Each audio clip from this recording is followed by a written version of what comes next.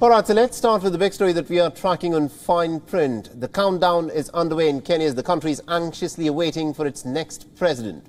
With almost about half of the results for the presidential elections now having been confirmed, the two main candidates are running neck and neck. Now remember, in the elections that were held earlier last week, about 14 million votes had been cast, and the voter turnout was about 65%. And the Deputy President, William Ruto, has taken a very slight marginal lead with about 51% of the votes, while Raila Odinga at this point of time is trailing with about 48% of the votes. Now, both frontrunners in Kenya's presidential race are seasoned politicians, and one of them will succeed the incumbent Uhuru Kenyatta. And the Electoral Commission has until the 16th of August, that is till next Tuesday, to declare the winner.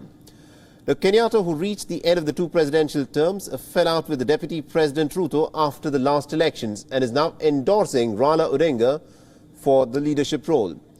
Now, yesterday, Odinga's supporters entered into the restricted area near the Election Commission and accused the electoral officers of tampering with the vote. Ruto's supporters accused their opponents of interfering with the tallying process. The riot police had to be deployed inside of the building to reinforce security. Now, the elections also come amidst a cost of living crisis and the soaring unemployment rates in the country. Tackling inflation and also the rising prices will be the top priority for either candidate once he assumes the top chair. Now, Odinga, who is nicknamed Baba or Father by his supporters, is running for the presidency for the fifth time. He has promised quality healthcare and social support for the poor, including a monthly stipend of about $48 for the most vulnerable households. He's also pledged to revive agriculture and manufacturing sectors and to fight corruption in Kenya. While Ruto, who's emphasized his connections with the ordinary Kenyans by calling himself a hustler, is in the race for the very first time. He's vouched for the economic empowerment of the poor and has promised to set up a fund for the small businesses. Now, two other candidates, David Moore and George Wajakoya, are also in the running but have secured less than 1% of the votes between them to win the presidential race. Now, a candidate needs more than half of all the votes that are cast across the country to be declared a winner, and at least about 25% of the votes cast in a minimum of 24 counties. Now, there is a sense of anxiety in the country as disputed elections in the past have led to violence or the whole process being cancelled altogether. Since yesterday, the verification of results has been stopped several times after complaints by supporters of the main candidates. Now, several prominent leaders and organizations have been calling for patience and have been urging the Kenyans to maintain calm. Now, following the 2007 vote, at least about 1,200 people had been killed and 600,000 fled from their homes following claims of a stolen election.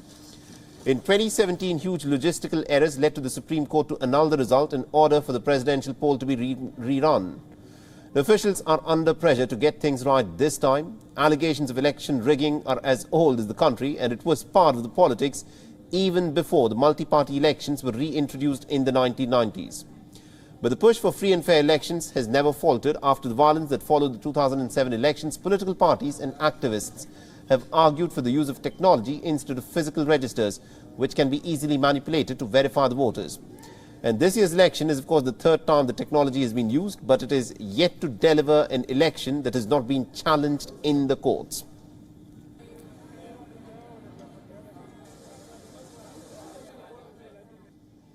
Now, to give us more insights in terms of what's actually happening with the election and how soon can we expect the final results in Kenya, we're being joined by Mr. Javas Bigambo, who's joining us live from Nairobi at this point of time.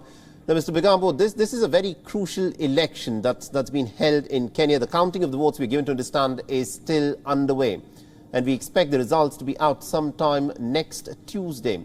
A lot of allegations have been thrown about. The counting of the votes was also stopped yesterday several times. Tell us what's the controversy there? Thank you so much, and I'm happy to join you. Well, this is a very important election, actually the third to be held under the current or the new constitution that was promulgated in 2010. Now, since the close of the voting and commencement of tallying, we know that the electoral body has got about 7 days in law to declare the winner in the results in the presidential contest.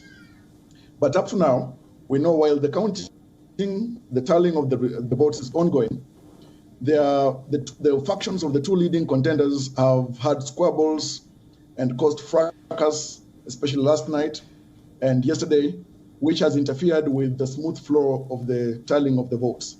Now, this is because of apprehension and anxieties and the fear of losing, and also the procedure that has been put down in law on how the processing of the presidential votes should be done.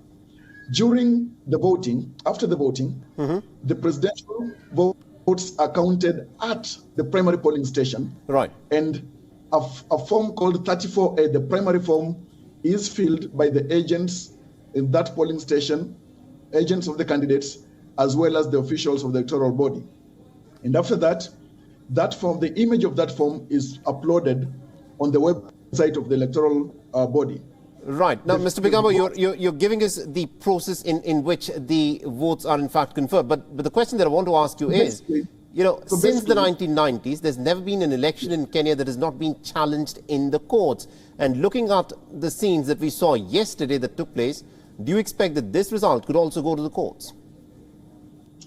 Well, the Constitution of Kenya 2010 does not have a provision for conceding of election. It provides for contestation of the election in the Supreme Court of the country, which has got the original jurisdiction to determine any dispute in the presidential election. Now, we are likely to see a situation where this election is contested in the Supreme Court as well. Right.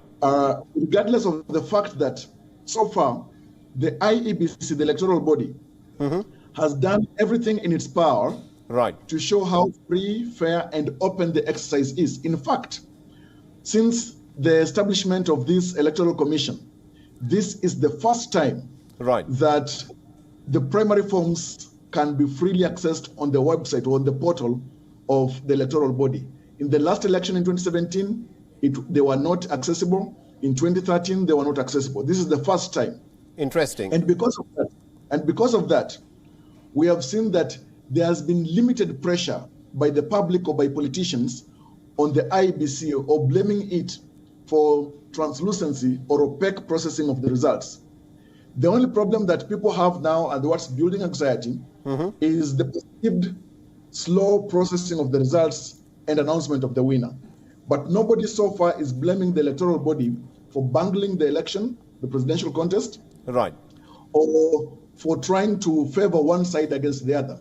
I think it'll be interesting to see as to what the supporters of Raila Odinga will actually have to say, over the course of the next 2 days, once we get more of these trends that would solidify. But thank you very much indeed, Mr. Javas Bigambo, for joining us from Nairobi and getting us all those insights, because this is, of course, a very crucial election that's in fact been held in Kenya, and we expect the results to be out sometime on Tuesday. Yeah, sure. Thank you so much. WION is now available in your country. Download the app now and get all the news on the move.